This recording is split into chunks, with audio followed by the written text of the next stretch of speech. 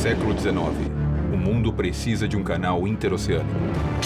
O homem tenta dividir a Terra em duas. É um desafio ao poder destruidor da natureza. França e Estados Unidos se enfrentam em uma disputa implacável para construir o canal e garantir o domínio do mundo. Logo, mais de 25 mil pessoas morreriam em um dos piores massacres da história em tempos de paz. Esta é a história dos homens que deram a vida pela obra de engenharia mais importante do planeta. É a história do Canal do Panamá.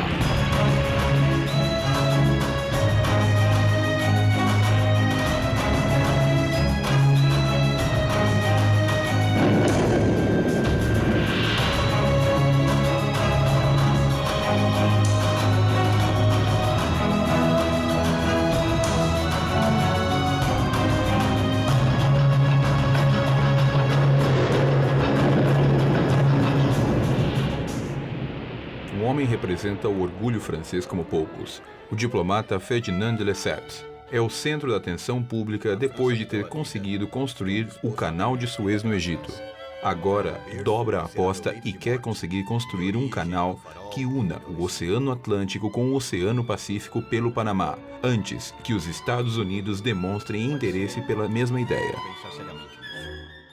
Por enquanto, meu próximo grande projeto será construir um canal no Istmo do Panamá. O anúncio de lançamento do projeto francês desperta o interesse de outra potência mundial. Os Estados Unidos não pensam em deixar passar esta oportunidade. Quem dominasse a passagem entre o Pacífico e o Caribe se transformaria na nação mais poderosa do mundo.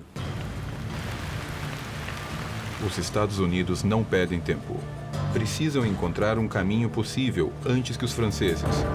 O experiente contra-almirante Thomas Selfridge está no comando de uma expedição junto a um grupo de companheiros de velhas batalhas. Isto se está transformando em um pesadelo. Meus homens estão cansados. Precisam entender que não podemos falhar. Superamos coisas piores que esta selva.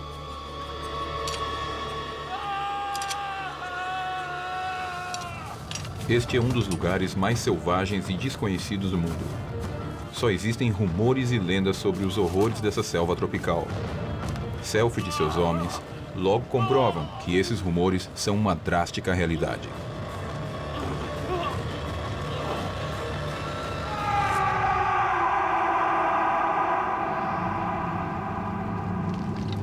Em 3 semanas de percurso, Selfridge e sua equipe estão angustiados. Mal conseguem demarcar poucos quilômetros. A selva impenetrável impede o avanço da expedição americana.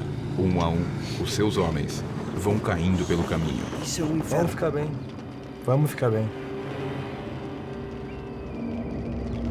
Vamos ficar. Vamos ficar bem.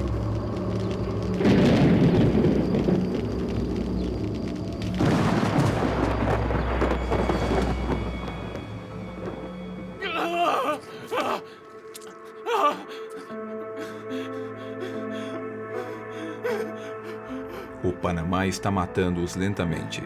Selfridge se sente responsável. Foi ele quem pessoalmente escolheu a equipe. E agora os vê sofrer por uma aventura que deveria ser um passeio. E se transformou em um pesadelo.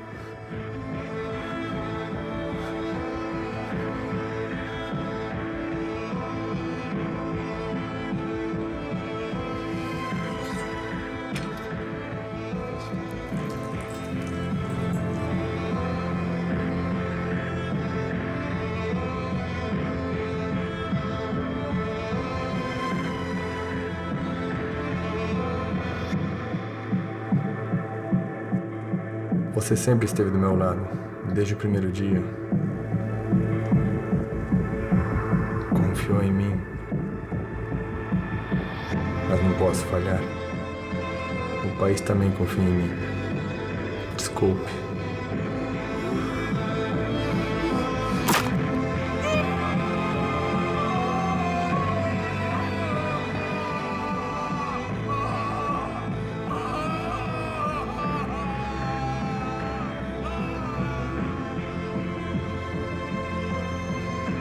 Selfridge, abatido e marcado pelas trágicas experiências, está a ponto de entregar seu relatório em Washington. Ele tem certeza que poderá convencer os americanos que a rota pelo Panamá é impossível. Precisam buscar outra alternativa.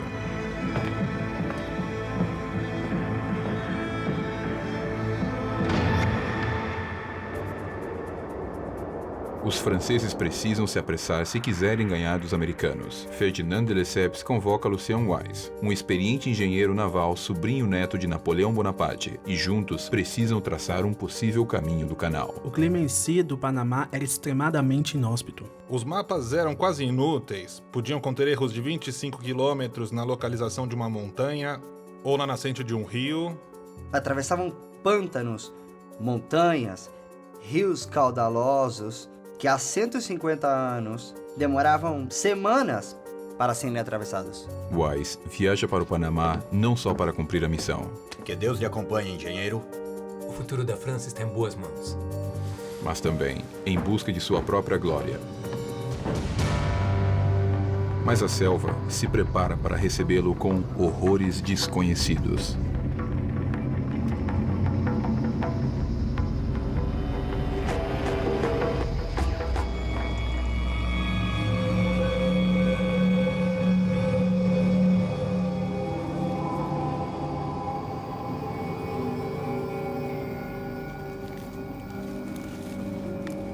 A misteriosa febre da selva se espalha como um vírus entre os homens de Wise.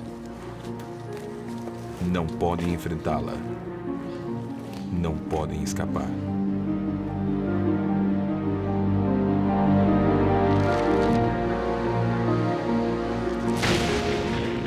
Este projeto é maior do que qualquer homem. Precisamos continuar. Continuar apesar de tudo. Se eu morrer hoje, viverei para sempre. O jovem engenheiro Wise carrega o pesado fardo de um sobrenome ilustre. Seu lendário tio-avô Napoleão Bonaparte é uma marca difícil de ultrapassar. Ele também quer ser parte da história por seus próprios méritos.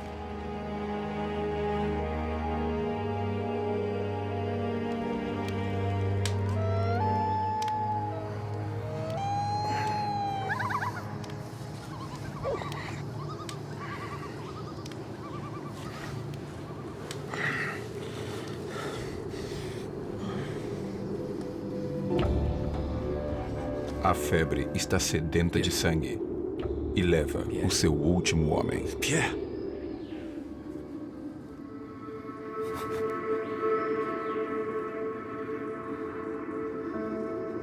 Agora Wise está sozinho e indefeso.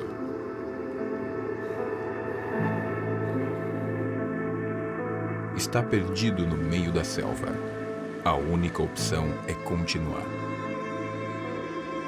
Começa uma corrida contra o tempo. Precisa chegar ao Pacífico antes que a misteriosa doença o alcance. Ou encontra o oceano, ou morre. São várias semanas de uma fatídica travessia. Wise perde as esperanças. Sente mal-estares. Teme o pior.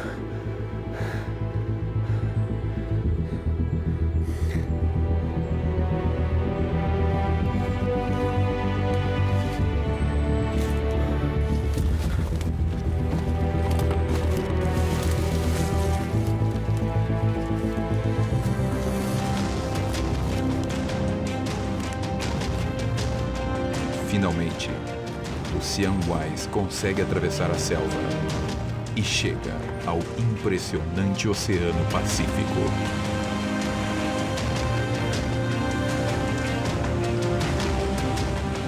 Agora sim, meu nome entrará para a história. O engenheiro francês Lucien Wise assina rapidamente um acordo com o governo da Colômbia para que seja permitido realizar o canal no território deles, enquanto os Estados Unidos procuram uma nova rota pela Nicarágua. Ferdinand de Lesseps analisa o projeto. Com ele está o seu filho Charles, um jovem especialista em empresas e negócios, o primeiro grande admirador do herói nacional e o único com a coragem para enfrentá-lo. Esta é a rota traçada por onde será o canal. Através das montanhas. Sim. Pai, o que você está fazendo? São rochas, pai. Milhares de metros, o que você está fazendo? Você não pode fazer um canal no meio das montanhas. Vai ter que fazer uma montanha desaparecer. A fé move montanhas. Eu as faço desaparecer. Ferdinand de Lesseps está convencido em construir um canal ao nível do mar, parecido ao que construiu em Suez. Esta decisão selará o trágico destino de milhares de pessoas.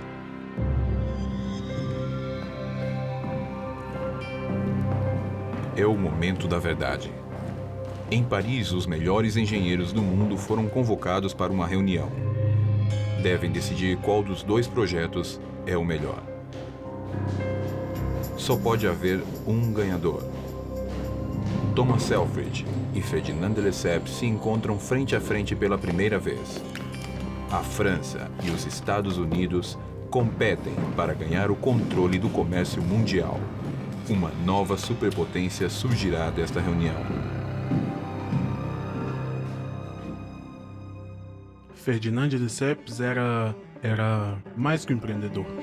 Um homem que vem de um sonho. Era um homem pelo qual as pessoas se apaixonavam.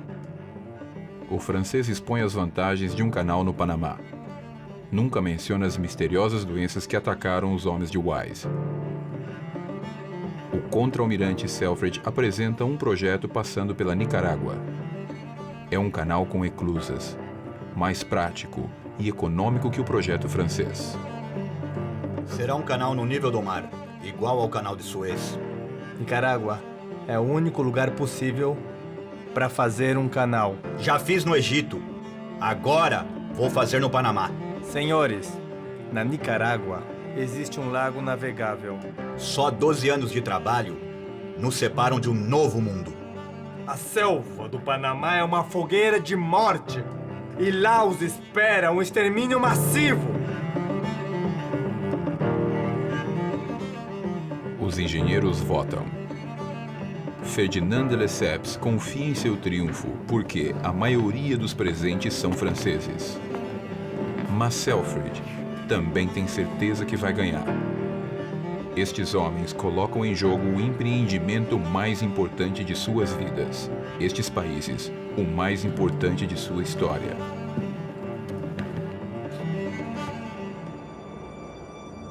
A imprensa mundial espera, com expectativa, o resultado do Congresso. Os votos foram dados. Todas as cartas estão na mesa.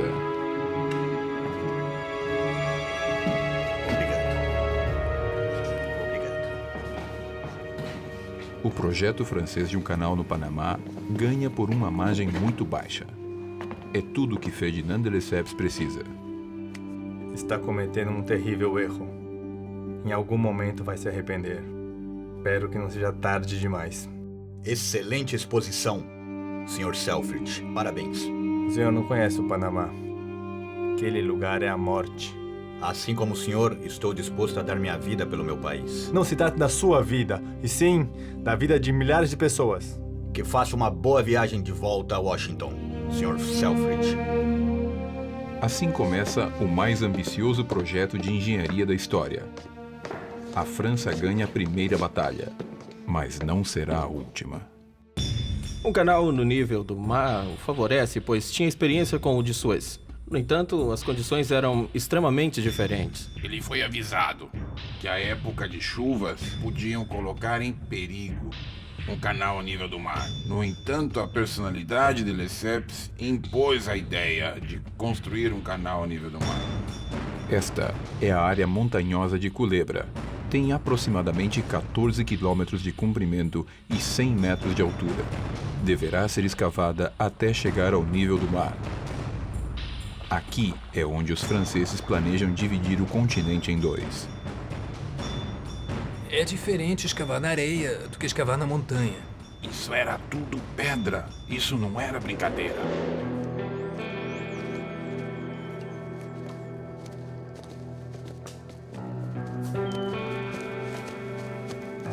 O herói francês visita o Panamá pela primeira vez. Para ele, começa a maior aventura da sua vida. Para os milhares de homens que estão por chegar, começa uma tragédia nunca vista antes.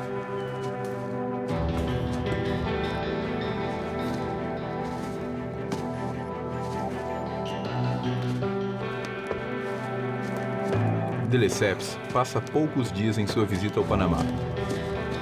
Não é um lugar agradável para um europeu de classe alta. Ele ignora indícios dos perigos que se aproximam. O senhor não conhece o Panamá. Aquele lugar é a morte.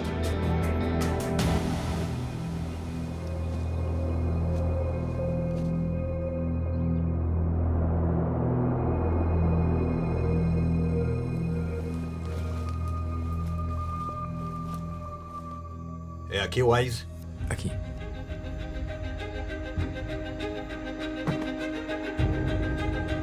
Vamos começar o empreendimento mais importante da nossa época. Uma obra que mudará o destino da humanidade. Olhem bem, senhores, onde estão pisando. Porque dentro de pouco tempo não haverá mais terra aqui. Por aqui vão passar milhares de barcos. Vou dividir a terra para unir o mundo.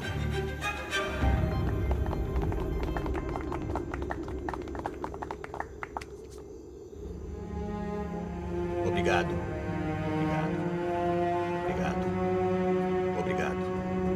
Obrigado.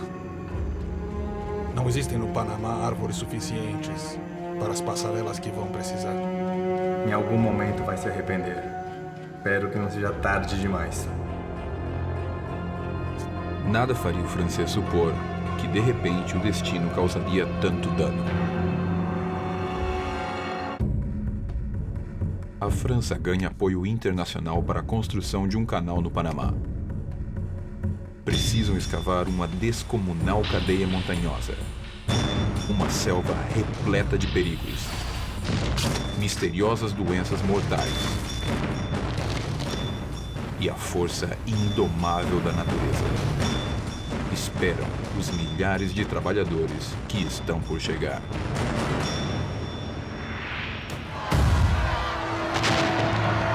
São tempos violentos na França. Os trabalhadores começam a demonstrar seu descontentamento nas ruas de Paris. O progresso na Cidade Luz parece não iluminar a todos da mesma maneira. Os operários lutam para melhorar suas condições de trabalho e para poder sair da pobreza. Entre eles está Pierre Leblanc, de 29 anos, casado e com um filho. Ele trabalha em uma sapataria desde a sua adolescência, assim como fez o seu pai e o seu avô. Pierre vive uma contradição, porque segue com orgulho a tradição familiar, mas busca, com desespero, uma mudança. Sonha com a ideia do progresso que impulsiona o país, e há milhares de trabalhadores como ele.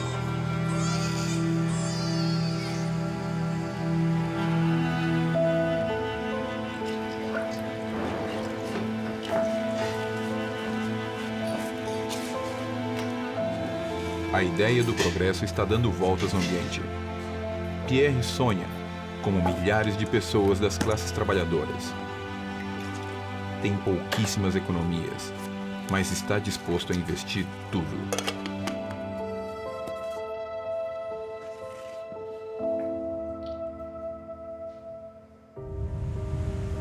Ferdinand de Lesseps precisa de uma grande quantidade de capital para continuar com o seu projeto. O governo nega a ele qualquer ajuda. E o francês tem uma única saída: recorrer às pessoas. O plano: vender ações entre o público. A imprensa coloca em dúvida o seu projeto. E a opinião pública acredita nos jornais. Por isso, toma uma decisão controversa. O fim justifica os meios.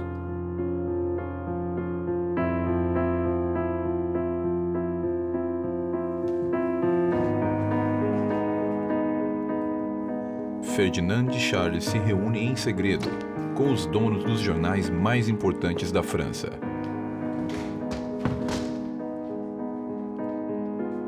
Saúde.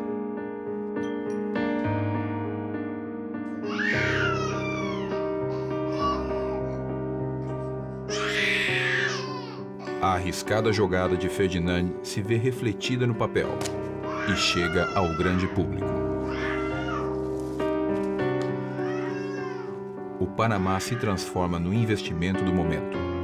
Todos falam do Panamá. Todos investem no Panamá. A venda de ações é um sucesso.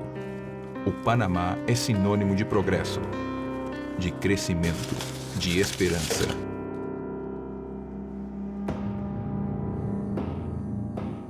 Em 1881 começam oficialmente os trabalhos. Ferdinand de Lesseps manda um homem de sua confiança para supervisionar as tarefas. Seu nome é Henri Bion, pai de família. Ele é médico, advogado e especialista em finanças internacionais. Henri Bion entra no projeto porque deseja servir ao seu país. Não sabe que seu trabalho durará menos do previsto.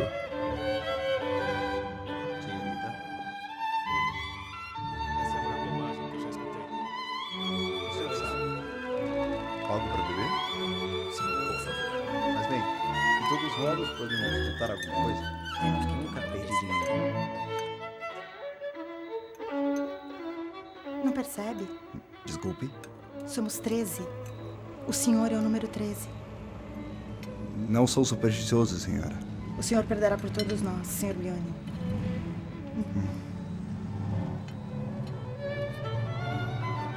Como lhe dizer, existem várias formas de tentar. Não resta muito tempo. Volte agora para Paris. Aqui lhe espera a morte.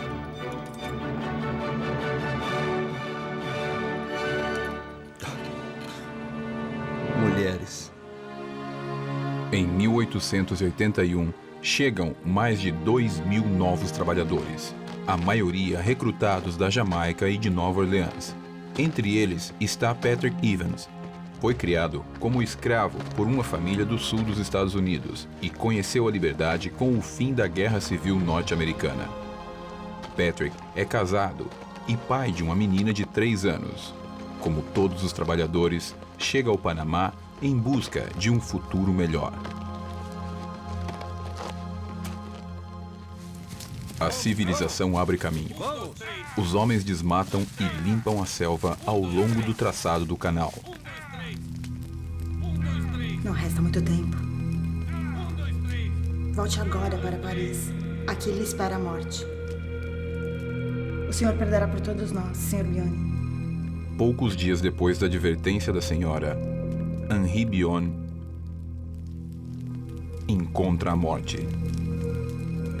É uma das muitas mortes que esta terra causará. Os primeiros engenheiros que chegaram, praticamente todos morreram, em consequência das doenças tropicais. A morte de seu enviado é outro sinal que de Lesseps ignora. Seu filho Charles faz todo o possível para detê-lo, mas de Lesseps não para e redobra sua aposta. Pede que recrutem grandes quantidades de trabalhadores.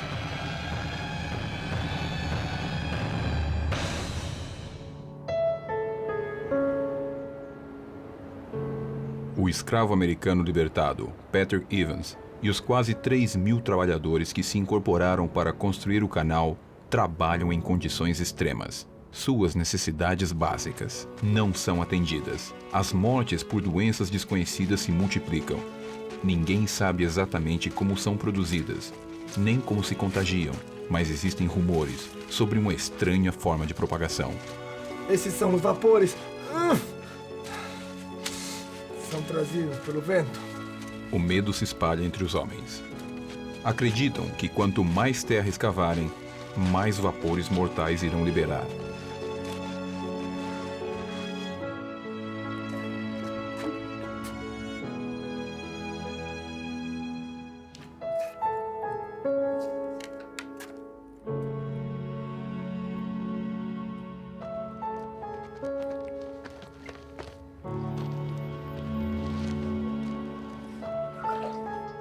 Em 7 de setembro de 1882, Patrick e os demais trabalhadores vivem uma experiência fatal. Pela primeira vez em suas vidas são testemunhas do poder avassalador e implacável da natureza. O interior da Terra estremece. O potente terremoto é sentido fortemente em toda a área do canal. A grande obra corre perigo de ficar enterrada no centro da Terra, junto com milhares de trabalhadores.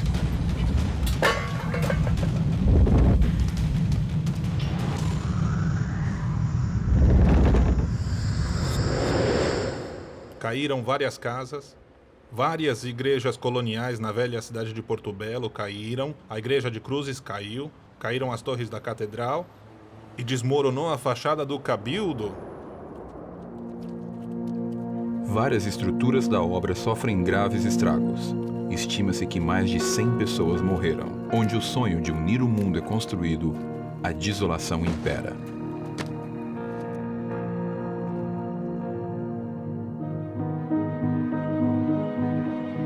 As trágicas notícias do Panamá explodem na França. Ferdinand e Charles de Lesseps devem levar tranquilidade aos pequenos investidores. Posso garantir que não haverá mais terremotos no Panamá. A imprensa trabalha outra vez a favor do Panamá. Pierre e umas 800 mil pessoas confiam. Vai dar tudo certo. Confia em mim. Foi suficiente para o de Lesseps dizer isso não vai acontecer de novo. E acreditaram nele. Mesmo com o tempo correndo contra ele, precisam começar a ver os resultados do investimento. Na França, renasce o sonho, mas no Panamá se vive uma realidade oposta. O medo da morte provoca a deserção dos trabalhadores. Disse que vão pagar em dólar para quem ficar. Pense na sua família. São poucos os que escolhem resistir. Mais alguns meses.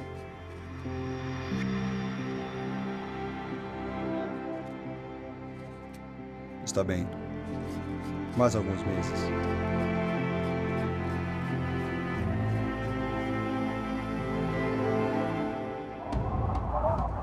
Ferdinand de Lesseps precisa dar um sinal de mudança. Os trabalhadores duvidam da obra e de sua liderança. Seu sonho parece ter os dias contados. Convoca o primeiro engenheiro-chefe de toda a obra. É o engenheiro Jules Dingler, um especialista construtor de pontes e estradas. Tem um grande senso de dever e encara o projeto como o maior desafio para sua carreira profissional. Jules Dingler é casado e tem 2 filhos. Se instalam no Panamá, junto ao noivo da jovem, com todas as comodidades da alta sociedade parisiense. Dingler e sua família sentem falta da vida social de Paris, mas conseguem se adaptar rápido. Agora, estão a ponto de descobrir esta nova vida. Estão felizes, mas não por muito tempo.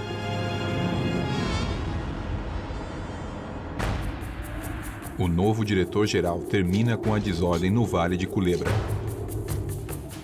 Sua capacidade organizacional dá às obras um novo impulso. A obra é tão monumental que requer toneladas de todo tipo de matéria-prima. Dezenas de barcos chegam carregados com o material dos portos próximos.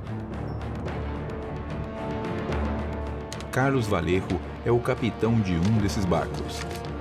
E, assim como muitos outros, engana os policiais do porto e descarrega apenas uma parte do carregamento. Mas cobram pelo total. Jules Dingler está desesperado, mas em breve o descontrole financeiro deixaria de ser a sua principal preocupação.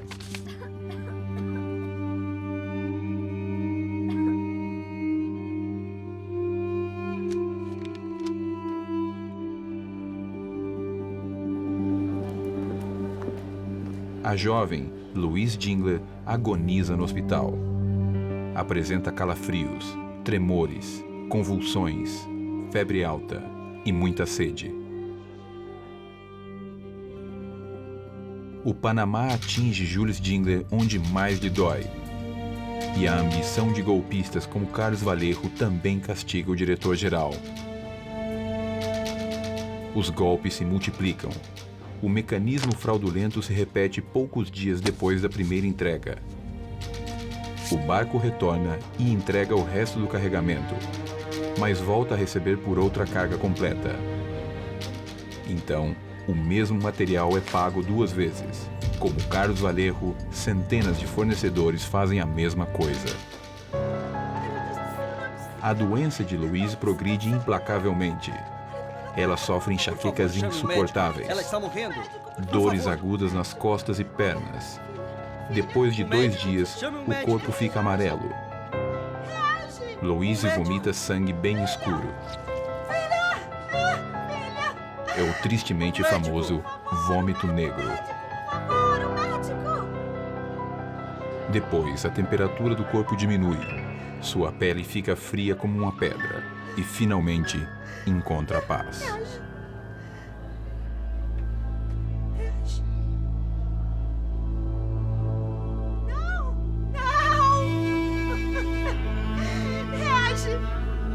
Reage, por favor!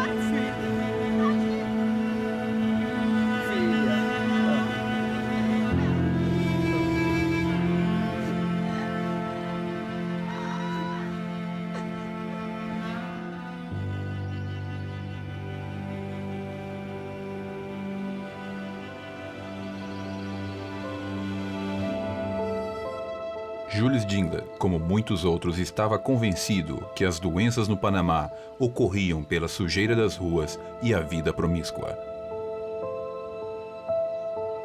O destino demonstra que ele estava enganado. Não me importa a honra da França, nem o respeito dos meus semelhantes. Agora eu quero vingança. Panamá deverá pagar por tanto horror, por tanta desolação. Para Dingler, o projeto deixa de ser uma causa nacional. Agora é uma questão pessoal. Dingler decide atacar o rio Chagres e projeta a construção de uma represa para controlá-lo. Existem registros das cheias do rio que provocaram desastres antes da chegada dos franceses. A época de chuva é justamente o momento em que o rio desperta.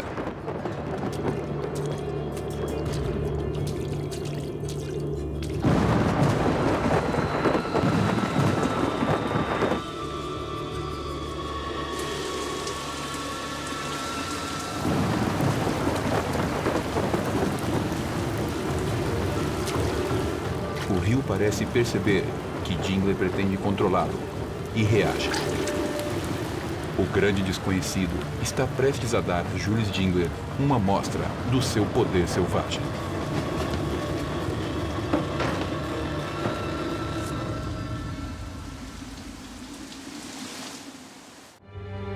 Centenas de novos empregados chegam ao Panamá, mas as mortes se multiplicam.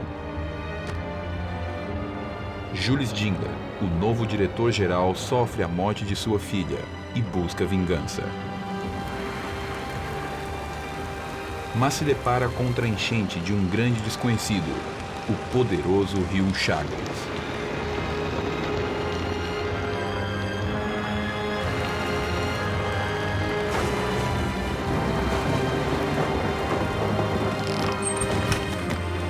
As enchentes podiam atingir muitos metros de altura.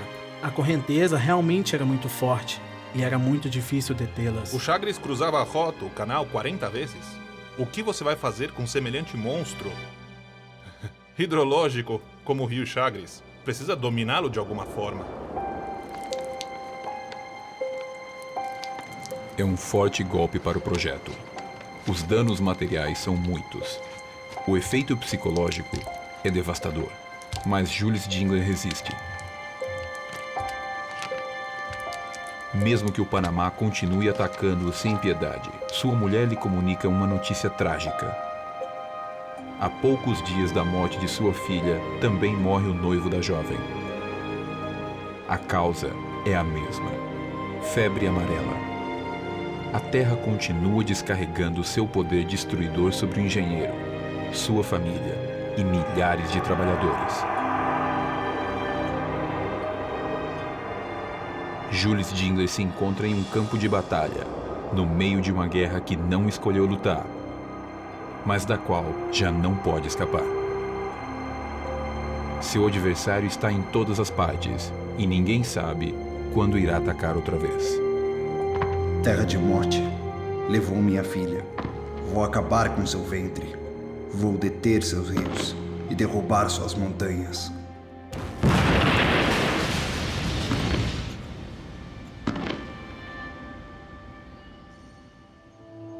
Dingler, sua esposa e seu filho Jules tentam refazer as suas vidas.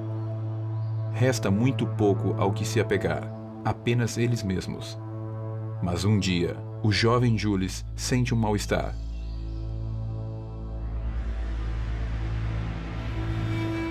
Jules Jingler apresenta sintomas inquestionáveis. Trata-se da febre amarela. Mas seus pais decidem não levá-lo ao hospital. Não estão preparados para enfrentar uma nova desgraça.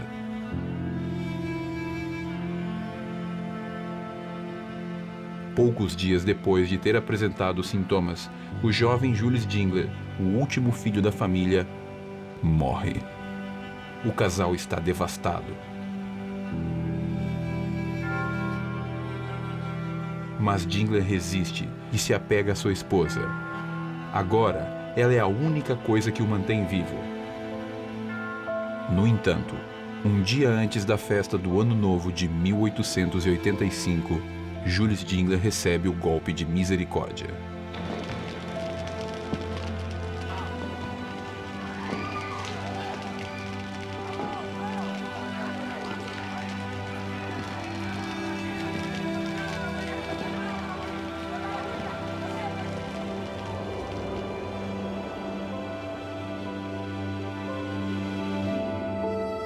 Deus, por quê?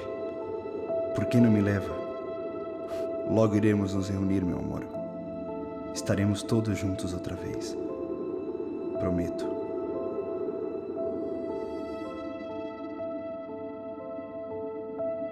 Há pouco menos de um ano estando neste posto, Jules Jingler se demite e regressa a Paris. Nunca mais voltou a pisar no Panamá, que ganha a batalha final. Todos aqueles que vieram participar do grande negócio da construção tiveram que sair para salvar a vida ou então morreram aqui. Mas o plano de Ferdinand de Lesseps é maior que qualquer pessoa e deve continuar. 4 anos depois de ter começado as obras, calcula-se que 1/10 parte dos trabalhos estava feita. Mas a situação é dramática. Um ar de abatimento e desolação paira nas obras. O tempo passa e o cenário se torna cada vez pior. Ferdinand de Lesseps precisa que alguém, o quanto antes, mude verdadeiramente a história. Será o engenheiro Philippe Bonneau-Varilla, um francês valente, astuto e com um extraordinário poder de persuasão. O Panamá afunda em seu próprio poço, mas Bonneau-Varilla é nomeado novo diretor-geral e chega para mudar o rumo da história.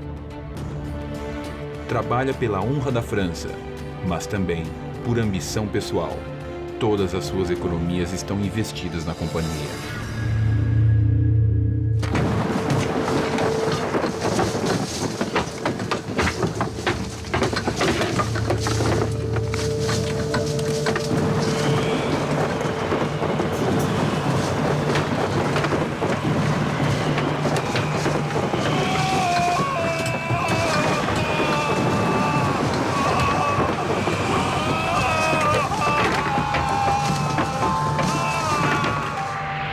Estranha tempestade tropical atinge a costa do Atlântico e destrói parte das instalações. É um terrível desastre natural com consequências trágicas. 50 trabalhadores morrem e 18 barcos acabam destruídos contra a costa.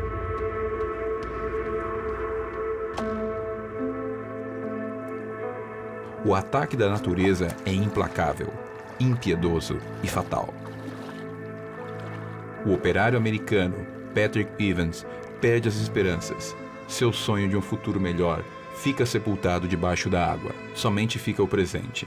O engenheiro Bonneau-Varilla, responsável pela obra, informa a de Lesseps detalhes da desastrosa situação geral. A única saída é abandonar a ideia de um canal ao nível do mar e construir um canal com eclusas. Bonneau-Varilla consegue convencê-lo. De Lesseps vinha de construir no Egito, que era areia. E quando chega a Panamá, se encontra com uma cordilheira onde mais que não fosse elevado, talvez uns 90 metros de elevação, era de pedra asfáltica.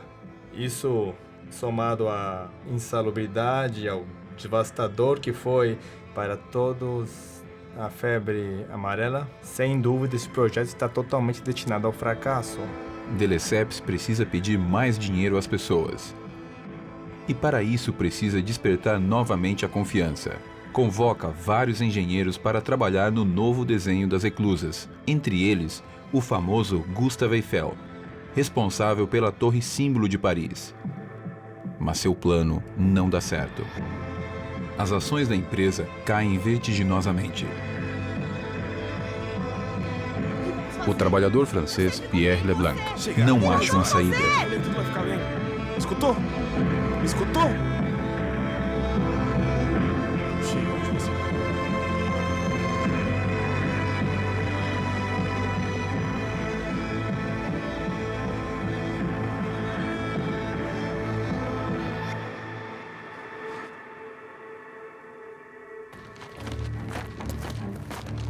Ferdinand de Lesseps tem uma ideia revolucionária: criar um sorteio com um milionário prêmio em dinheiro para o ganhador. Com uma venda massiva de números, poderão reunir o dinheiro que precisam. Charles! Charles!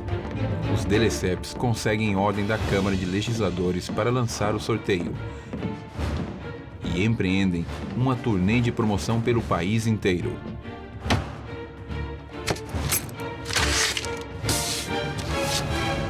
Na França, existe uma grande expectativa pelo resultado da venda dos números.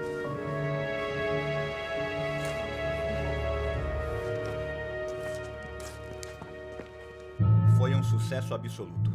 Seu filho Charles tem os resultados oficiais. De Lesseps, preso em sua visão distorcida da realidade, parece não entender o que está acontecendo. O canal será inaugurado nos próximos anos. Houve muitos problemas na administração. Houve fraude, houve corrupção e uma péssima administração de bens. A verdade finalmente vem à tona. O sorteio é um fracasso. O resultado é a falência. Boa tarde. O escândalo choca o país inteiro. Por acaso você não pensou em algum tipo de saída para essa situação? Não gosto do tom da sua pergunta, Sr. Verne. As pessoas estão vendo. Exato. As pessoas estão olhando.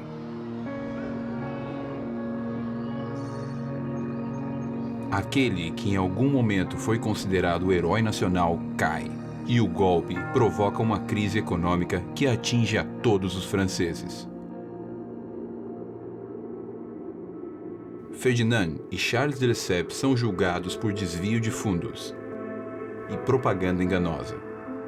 Provas de subornos a legisladores que autorizaram a loteria são encontradas. São condenados a 5 anos de prisão.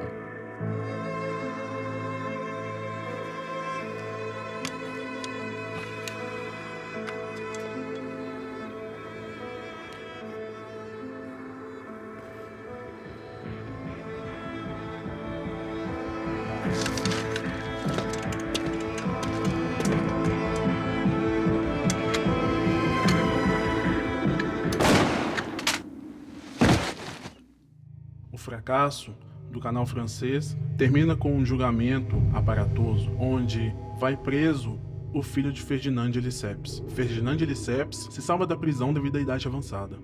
Mas foi um escândalo muito grande, porque os investidores mais importantes eram camponeses franceses, que depositaram suas economias nas mãos do de Lesseps porque acreditaram nele. Tentar um canal em nível e também a febre amarela e a malária foram as razões do fracasso francês. Mas de Lesseps se empenhou no canal a nível, tentou construí-lo e fracassou.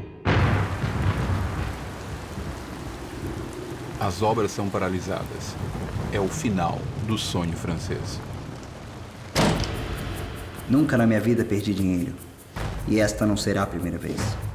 Vou sacudir o Panamá, até que a última moeda que investi caia. O engenheiro francês Philippe Bonneau-Varilla começa a tramar uma intrincada e estratégica operação política. Seu objetivo: conseguir que os americanos comprem a empresa francesa falida com as obras incompletas para recuperar seu investimento pessoal. Começa o século XX. Os Estados Unidos se posicionam como a nova potência industrial e militar do planeta. E uma pessoa tem a responsabilidade de guiar o destino do país. Theodore Roosevelt chega à Casa Branca. É um homem de convicções fortes, que não duvida em passar para a ação se as circunstâncias pedirem. Os Estados Unidos era um país que não estava interessado na política mundial, nas relações internacionais. Ted Roosevelt tira os Estados Unidos dessa letargia e o transforma em um poder global. Controlar os oceanos. Era isso que tornava os países numa verdadeira potência. O presidente Roosevelt foi muito hábil em ver e aceitar isso. A visão geopolítica era: eu controlo ambos os mares. Roosevelt apoia o projeto de um canal pela Nicarágua. Só falta a aprovação por parte do Senado. Bonneau-Varilla sabe a quem atacar. Pressiona o senador Morgan, o principal impulsor do canal da Nicarágua, para que mude a sua recomendação. Qual seria um preço razoável? 100 milhões de dólares? 60? Saia do meu caminho, em todos os sentidos. Pense, senador. Ou a teimosia lhe impede de reconhecer uma boa oportunidade?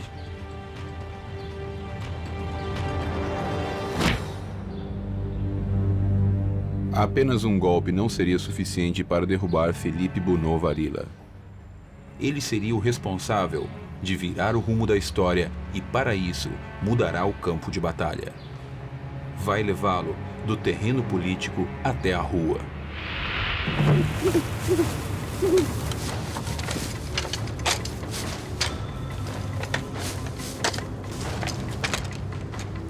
Viva o Panamá livre! Viva! Viva! Viva o Panamá!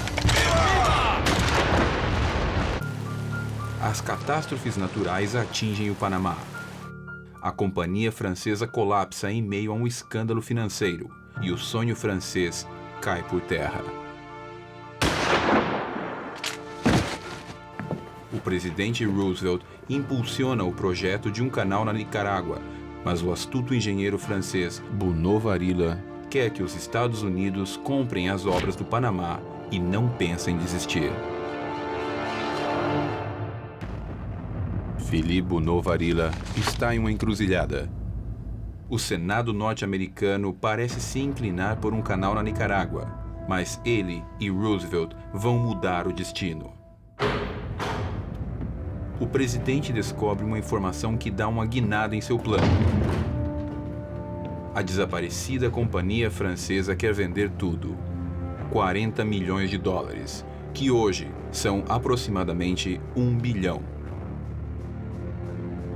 São 12 mil hectares de terra, mais o trem, hospitais, prédios com escritórios e casas para os empregados, mais uma imensa quantidade de maquinárias, escavadoras, lanchas, gruas, tragas, locomotivas, vagões. Estaríamos cometendo o mesmo erro que os franceses? Não. Estaríamos aprendendo com o erro dos franceses. Mas os esforços de Roosevelt são em vão. A maioria do Senado dos Estados Unidos continua incentivando o projeto do canal pela Nicarágua. Philippe Bonneau-Varilla está encurralado. Se o Senado vota pela Nicarágua, jamais poderia recuperar o seu investimento, mesmo que um fato fortuito terminará decidindo a sua sorte. Poucos dias antes da votação, na ilha caribenha de Martinica, o interior da Terra explode. A erupção do vulcão Monte Pelado é uma catástrofe de magnitudes históricas. A tragédia deixa aproximadamente 30 mil mortos, e o pânico aos vulcões se estende por toda a região. Só uma mente com a astúcia do francês é capaz de transformar uma catástrofe na oportunidade da sua vida. Bonneau-Varilla faz uma jogada de mestre.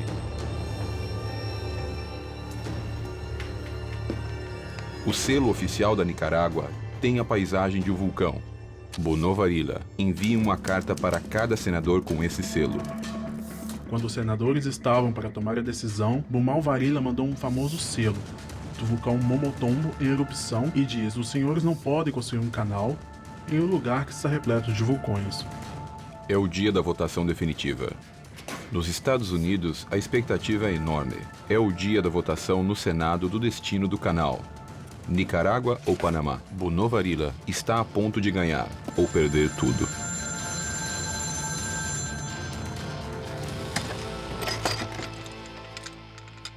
O plano de Bonovarila funciona. Por uma margem muito pequena, o Senado norte-americano aprova a compra da obra no Panamá.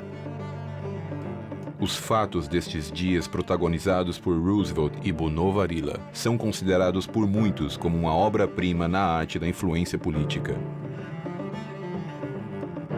O projeto já é propriedade do governo norte-americano. Mas o Panamá é um estado que faz parte da Colômbia e ainda precisam tramitar a licença de Bogotá para operar na área. Nossas relações com a Colômbia são estáveis. A licença seria um simples trâmite. Não confie. Esses países pequenos são imprevisíveis. Eu sempre digo, fale suavemente, mas... leve um garrote. John Hay inicia o diálogo com Bogotá, mas uma situação vai pegá-lo de surpresa. A tensão cresce em todo o país. Uma convulsão política é vivida. A Guerra dos 1000 Dias, o confronto entre liberais e conservadores, atinge a Colômbia e estoura um foco no Panamá.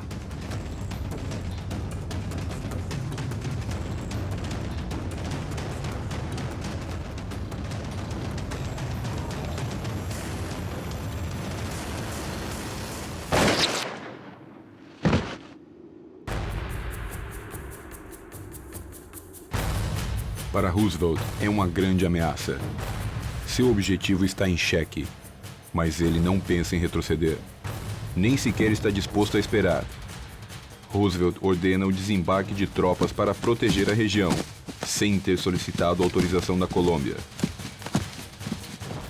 Para piorar, compreendeu que havia cometido um erro irreparável. As relações entre ambos os países ficam muito tensas. John Hay consegue convencer Roosevelt de retirar as tropas. Mas depois do incidente diplomático, o Senado colombiano rejeita qualquer acordo com os Estados Unidos.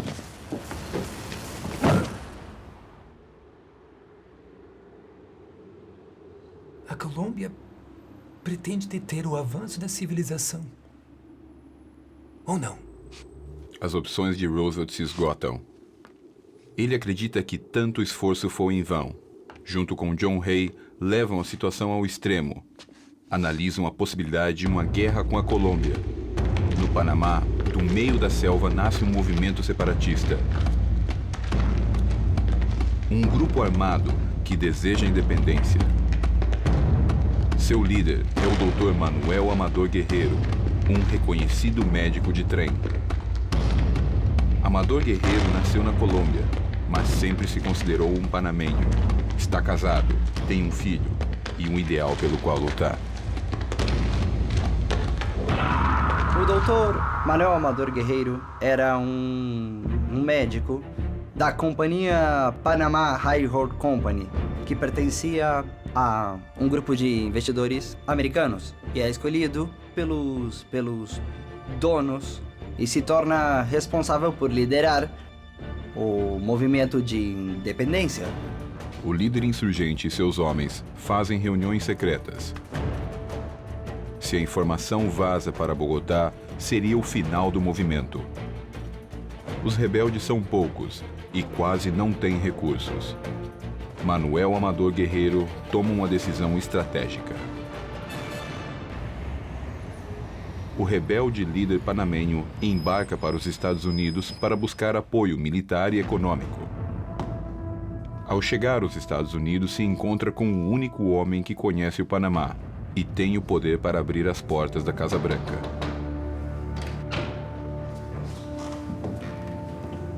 Mais uma vez, o astuto francês interfere no curso dos fatos. Amador Guerreiro revela seus planos. A revolução precisa com urgência de dinheiro e apoio militar. Bunó Varilla vê uma possibilidade de ajudar.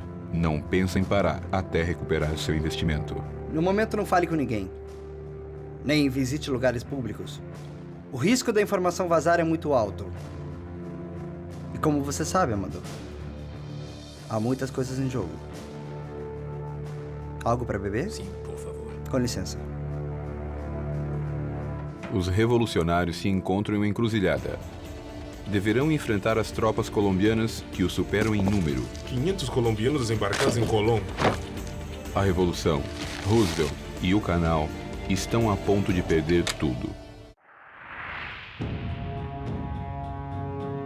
Uma inteligente jogada do engenheiro francês Felipe Bunó Varilla muda o destino e os Estados Unidos compram o projeto do Canal do Panamá.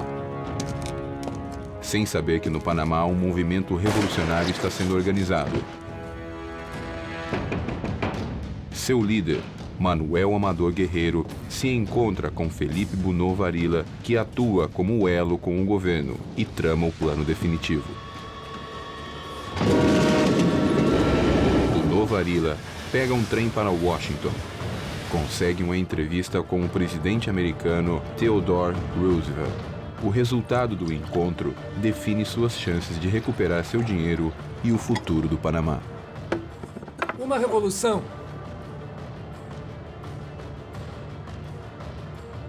O que acha disso, João?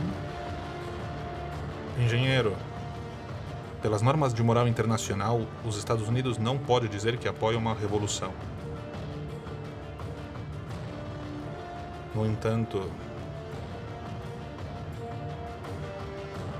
você gosta de ler? John Hay dá ao francês a resposta que ele esperava, mesmo que de um modo especial. Lhe dá de presente o livro Capitão Macklin. É a história de um idealista americano e um oficial francês que realizam uma revolução na América Central. O Panamá queria a separação, o Panamá queria construir um canal e os Estados Unidos precisavam de um canal pelo Panamá. Bunó Varilla não perde tempo. Age como uma peça-chave na sucessão de acontecimentos. Prepara os documentos que o país, que está para nascer, vai precisar. O quarto 1162 do Hotel Waldorf Astoria em Nova York, onde são realizados os encontros secretos entre Bunó Varilla e Amador Guerreiro, é considerado por muitos o berço do Panamá. Senhor Smith, o Sr. Jones deseja vê-lo no lugar de sempre amanhã às 9h30.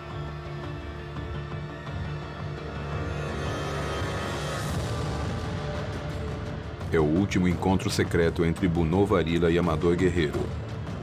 Aqui, definem o destino de uma futura nação. O francês lhe entrega a Declaração de Independência, o plano de defesa e o primeiro discurso como presidente. Posso conseguir o apoio dos Estados Unidos se quiser. Promete ajuda econômica e garante ajuda militar, mas com uma condição. Assim que assumir o poder, deverá me nomear representante do Panamá. Um francês representante do Panamá? Mas isto é ridículo.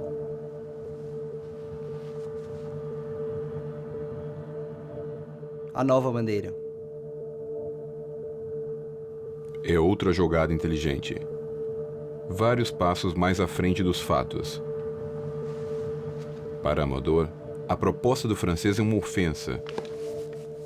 Mas é a única proposta que ele tem. Para o líder da iminente revolução, as opções e o tempo acabaram.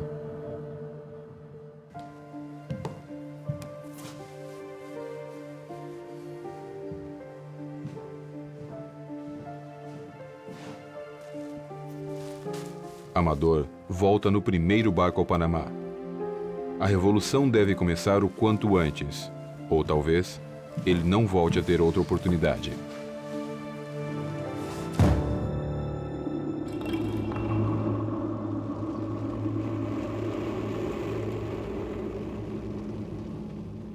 Amador Guerreiro e os rebeldes recusam os textos e a bandeira. e duvidam da promessa vaga de um francês desconhecido. O contexto se complica ainda mais. Descobrem que a Colômbia enviará tropas. Chegarão em alguns dias. A contagem regressiva para a explosão começa. E se aceitamos essas condições, temos ou não temos o apoio norte-americano?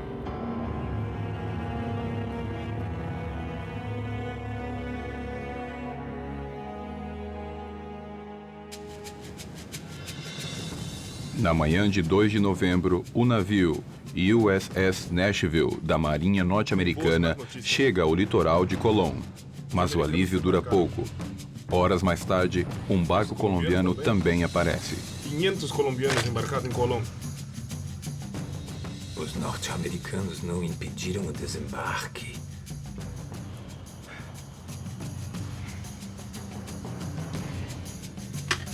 Nos traíram. Eu disse, chefe.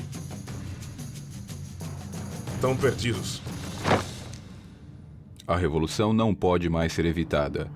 E Amador Guerreiro sabe.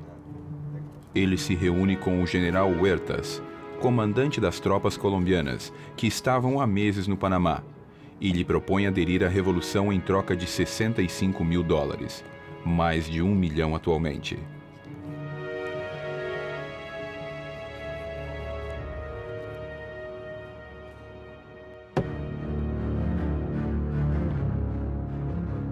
Os rebeldes precisam entrar em ação, mas não entram em um acordo.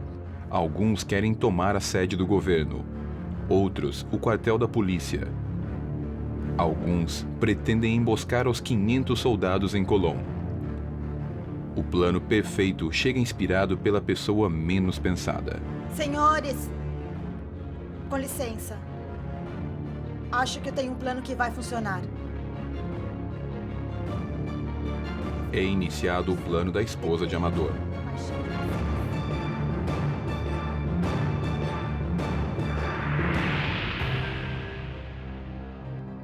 Os generais colombianos no comando das tropas recém-desembarcadas são traídos por um diretor ferroviário.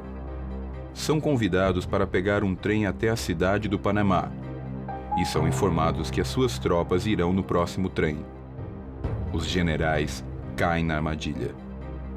É um dia-chave para Roosevelt, para o seu sonho e para o futuro dos Estados Unidos. Os rebeldes precisam capturar os generais, antes que seja tarde demais. Felipe Bunó Varilla também espera com ansiedade notícias sobre os acontecimentos no Panamá. Amador Guerreiro e seus homens colocam seu destino em jogo. Senhoras estão presos. É o momento da verdade. Já não existe forma de voltar atrás.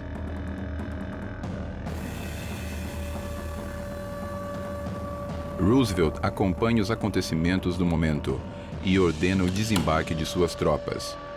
O confronto é inevitável. Grande parte dos rebeldes vão para Colón para enfrentar os 500 soldados.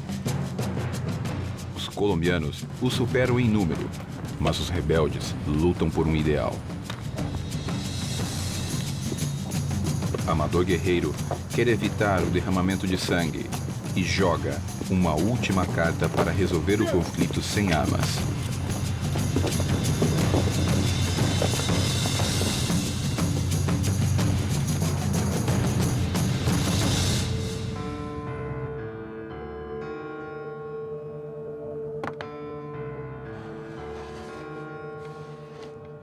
Ordena o pagamento de $8 mil em ouro ao coronel que estava no comando das tropas em Colón.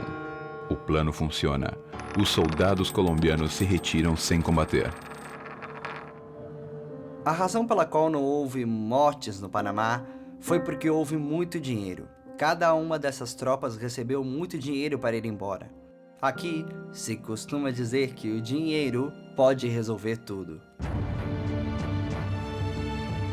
A revolução havia terminado sem derramar uma só gota de sangue. Manuel Amador Guerreiro é o novo presidente de um país que acaba de nascer. O Panamá. Manuel Amador Guerreiro foi um dos principais gestores da nossa separação da Colômbia e uma das pessoas que depois incentivaram a construção do Canal do Panamá. O que teria acontecido se estes homens e mulheres não tivessem a forte determinação de ter apoiado esse gesto separatista? Provavelmente aqui estaríamos no meio de uma selva. Ele é muito lembrado como o primeiro presidente constitucional na República, membro da junta do governo, e isso não está nos livros, como também no coração de todos os panamenhos. A imprensa e a opinião pública norte-americana reagem com indignação. Mas para o presidente Roosevelt é uma grande conquista. Ele justifica o apoio à revolução. Afirma que ajudou o futuro da civilização. O francês Philippe Bunau-Varilla é agora o novo representante do Panamá no exterior. E, ironicamente, é ele quem assina com John Hay o novo acordo sobre o canal. Isso otorgava aos Estados Unidos a operação, controle e administração da via interoceânica para a posterioridade. Causa a separação física do nosso território, porque ele dá 5 milhas de cada lado do canal para o seu uso como se fosse soberano. É como se em Nova York, entre a Quinta Avenida e a Broadway, você tivesse uma área controlada pelos russos. Ele teve que ceder parte da nossa soberania para que a obra seja terminada, a economia continuasse e esta obra seja terminada. Sem esse tratado, os Estados Unidos não garantia a independência do Panamá. E sem a garantia dos Estados Unidos, o Panamá não teria conseguido permanecer independente. O astuto engenheiro volta a Paris. Lá, finalmente recupera o dinheiro que havia investido na desaparecida companhia. Sua missão está cumprida. Este será o campo de batalha dos norte-americanos. Logo, novos trabalhadores vão chegar. A prioridade é evitar um novo massacre. Por isso, um dos primeiros a chegar é o Dr. William Crawford Gorgas, um médico da Marinha Americana. Gorgas chega com um sonho: erradicar a febre amarela e a malária. O destino do Dr. Gorgas está curiosamente ligado à febre amarela. Seus pais se conheceram durante uma epidemia da mesma doença. E anos mais tarde, sua esposa morreria em seus braços pela mesma causa. Enfermeira? O que esses pratos estão fazendo aí nos pés das camas? Só para os insetos não subirem, doutor. Tire-os daí. Vejo seu rosto em cada doente. Juro por você, meu amor, que essa doença não vai levar mais ninguém. As enfermeiras colocavam recipientes de água para que as formigas não subissem nas camas. E esses eram os lugares onde as larvas apareciam. Os mosquitos depositavam seus ovos e era um criador de mosquitos. E transmitiam a doença entre paciente e paciente. Julian Gorgas teve a oportunidade de conhecer as investigações de um médico e cientista cubano, Carlos Finley, que afirmava que o vetor da febre amarela era um mosquito. O Dr. Gorgas começa uma guerra pessoal. É uma corrida contra o tempo, porque logo chegarão milhares de novos trabalhadores. Se não conseguir resultados rápido, seria uma nova tragédia massiva. Calcula-se que durante a etapa francesa, cerca de 22 mil pessoas morreram. Gorgas precisa urgentemente de recursos para evitar um drama similar. Escreve uma carta desesperada dirigida à comissão responsável pelo projeto.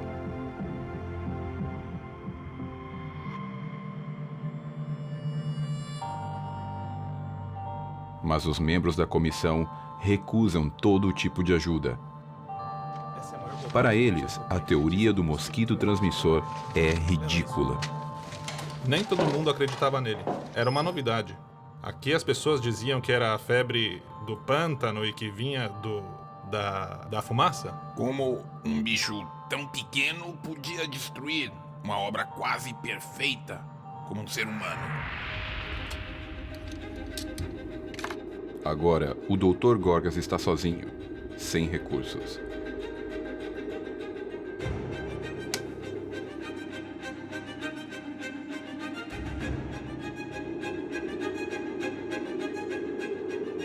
precisa lutar contra um inimigo, diminuto mas mortal. E o tempo está contra ele. Os novos trabalhadores começam a chegar. Um novo massacre humano é inevitável.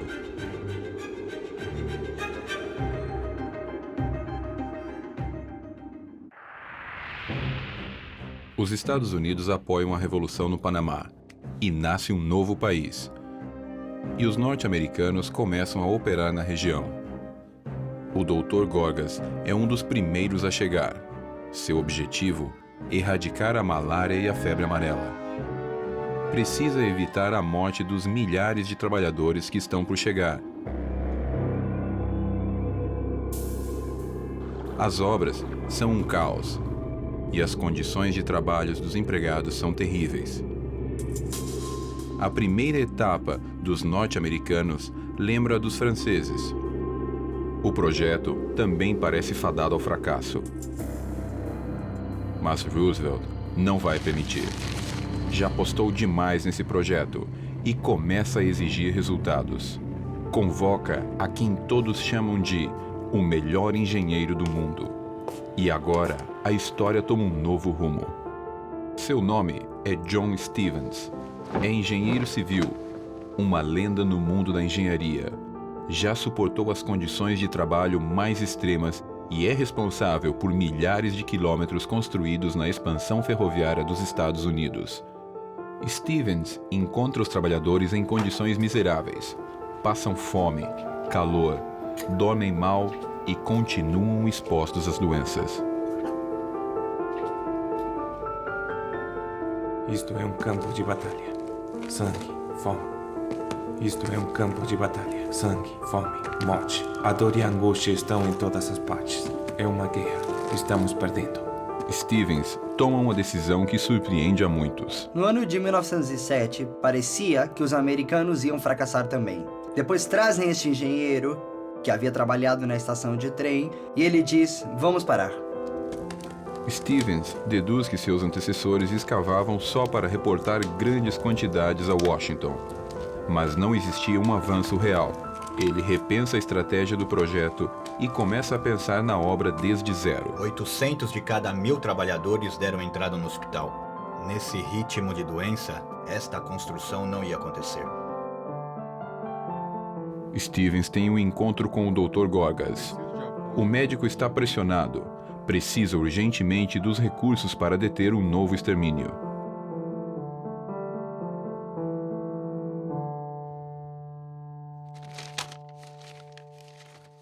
Tem todo o meu apoio. Agora o doutor começa a lutar a guerra da sua vida, mas com novas armas.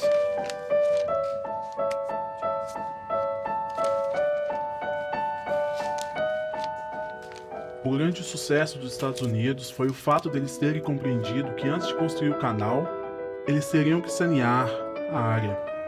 Se inicia em toda a região do canal uma campanha sanitária nunca antes vista. Houve uma imensa campanha de detetização no Panamá, de que se criaram hospitais, de que colocaram coisas tão transcendentais como telas contra mosquitos nas casas. Foram asfaltadas as cidades do Panamá e Colón. As duas primeiras represas foram construídas. A primeira rede de esgoto foi criada. O Dr. Gorgas realmente mudou por completo o aspecto sanitário. Instituiu uma cultura de limpeza. As técnicas de Gorgas mostram uma eficiência extraordinária. O médico consegue o que para muitos é um milagre. Reduz notavelmente os casos de malária e febre amarela. O último caso no Panamá acontece no dia 11 de novembro de 1905. Em pouco tempo, o Panamá deixa de ser sinônimo de morte. Stevens urbaniza toda a área do canal, constrói cidades inteiras, leva água potável às principais cidades e melhora as condições de vida de milhares de trabalhadores. 6 meses depois da chegada de Stevens, o número de trabalhadores triplica. Todos lembramos dos engenheiros. Mas sem a contribuição da medicina, o canal não teria existido. John Stevens compreende que o trem é um recurso estratégico e, graças à sua experiência, redesenha o traçado das formações. O plano funciona. Os trabalhos adquirem uma eficácia nunca antes vista e quantidades impressionantes de terra são escavadas. Stevens sabe que um canal ao nível do mar seria impossível. Avança sobre a ideia de construir um canal com eclusas. Retoma o velho projeto de represar o rio Chagres e pensa grande. Quer represar o rio para criar um lago gigante no interior do país. É a decisão mais arriscada que toma. Stevens era um engenheiro de trens, um dos grandes engenheiros de trens americanos, e veio a Panamá.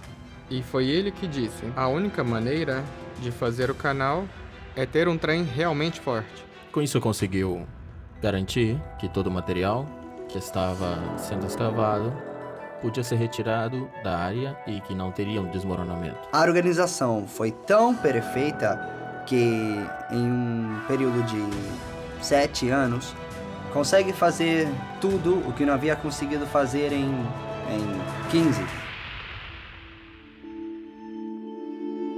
Em 1906, Theodore Roosevelt é o primeiro presidente em exercício a sair do país. Seu destino é previsível. Quer ver o seu sonho pessoalmente. Mas uma nova decepção espera por ele.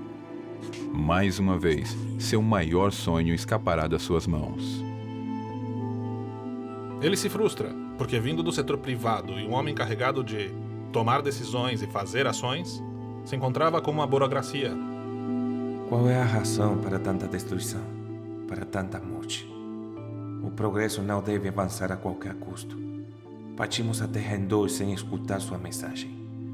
Mandamos os homens a uma guerra que não querem lutar.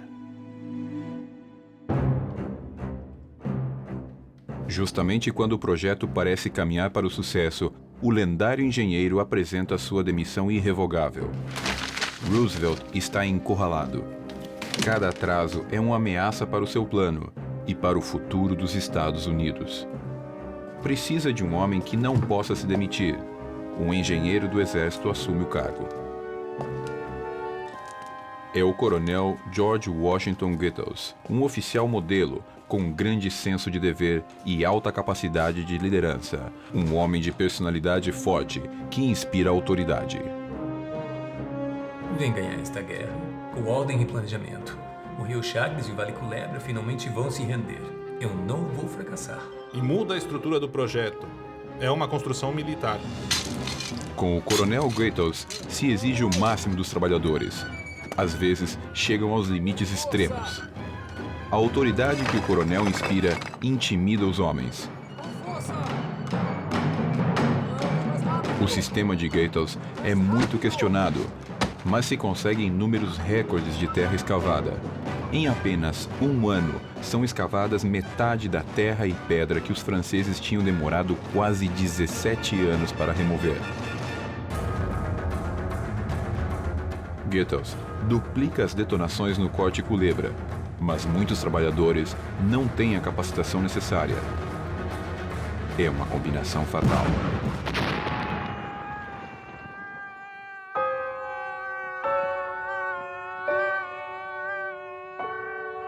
O preço que Gittles deve pagar pelos rápidos avanços é muito alto. Os acidentes com dinamite se tornam uma das principais causas de morte. Preciso contra-atacar. São apenas danos colaterais. Preciso continuar.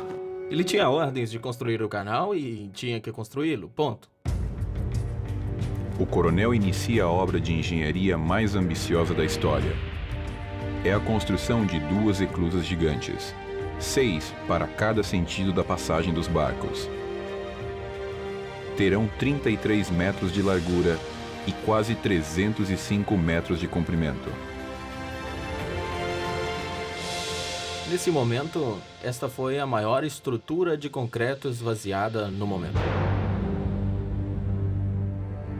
O projeto perde o seu principal incentivador. Em 1909, o presidente Theodore Roosevelt termina o seu mandato. Ainda não sabe se chegará a ver o seu sonho terminado. A implacável perseverança do coronel Gittles torna-se uma arma fundamental. O selvagem rio Chagres, depois de ter provocado centenas de mortes e destruições pelas enchentes, finalmente é domado. A represa Gatun é inaugurada. Naquele momento, é a represa mais importante mundialmente, uma obra monumental. A gigantesca represa controla o poder do rio e permite a criação do Lago Gatun. São milhões e milhões de metros cúbicos de água que inundam o interior do país. É um dos maiores lagos artificiais do mundo. O problema que havia era que construir um canal no nível do mar, pelo meio da montanha, era muito difícil. A solução foi criar um grande lago na parte mais alta da montanha, represando as águas de vários rios. Ter acesso a esse lago através de diferentes sistemas de elevadores de água e depois baixá-lo quando chegava ao próximo oceano.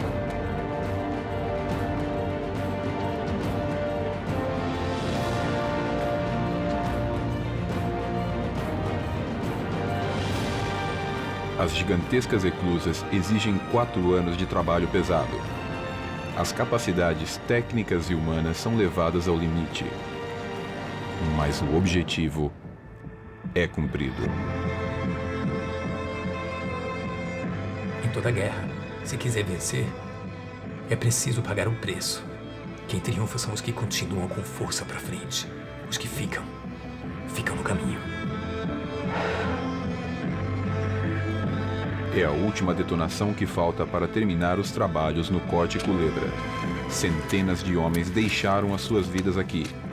Finalmente, a montanha é conquistada.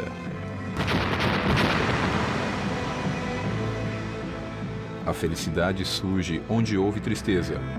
As obras do Canal do Panamá estão terminadas. Está tudo pronto para começar a operar. O mundo se prepara para o começo de uma nova era. Mas o grande sonho de milhares de pessoas é exposto a uma inesperada prova final, capaz de destruir em um só momento o trabalho de anos.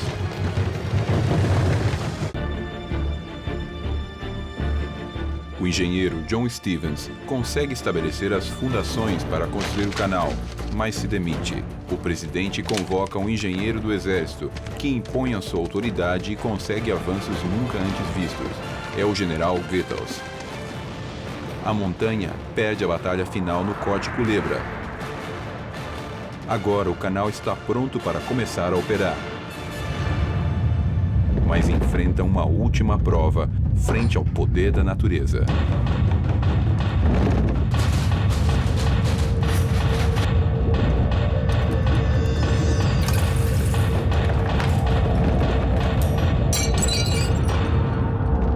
Não conhecíamos na época a palavra tsunami. De 3 metros de altura, varreu as ilhas de San Blas, que tem no máximo 1 ou 2 pés sobre o nível do mar, destruídas pelo tsunami. O terremoto de 30 de setembro de 1913 dura 1 hora. É sentido com força em grande parte do país. Depois do terremoto, uma grande expectativa sobre as consequências na obra é gerada. O coronel Goethals recebe o relatório do impacto nas estruturas e reporta com urgência a situação a Washington.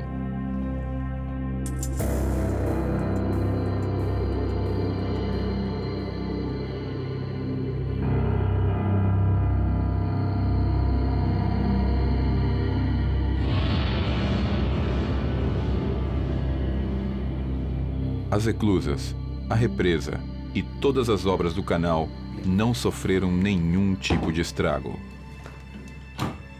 Poder ter construído este canal sob as condições daquele momento, com a tecnologia disponível, foi na verdade um desafio de tirar o chapéu. É, sem dúvida, o resumo do esforço da conquista humana sobre a natureza. Como terá sido construir a muralha da China? Como teria sido construir as pirâmides do Egito? E acho que Diferenças à parte, eu teria colocado o Canal do Panamá lá mesmo. Eu sempre disse que existe apenas 2 lugares no mundo por onde passam todas as bandeiras: o Canal do Panamá e as Nações Unidas em Nova York. Representa um motivo de orgulho, não somente uma obra de engenharia que é considerada por alguns como a 8ª maravilha do mundo. O canal praticamente define o Panamá.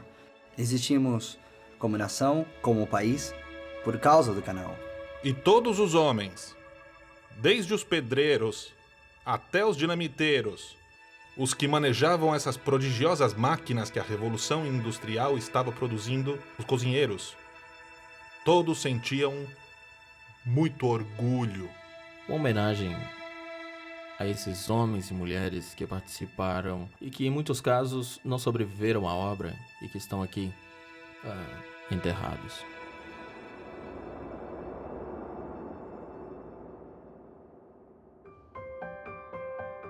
15 de agosto de 1914. Chega o evento tão esperado. É inaugurado oficialmente o Canal do Panamá. A draga Ancón é a primeira a completar a histórica travessia que une pela primeira vez os 2 oceanos. Assim, se realizou o sonho que foi esperado por mais de 400 anos.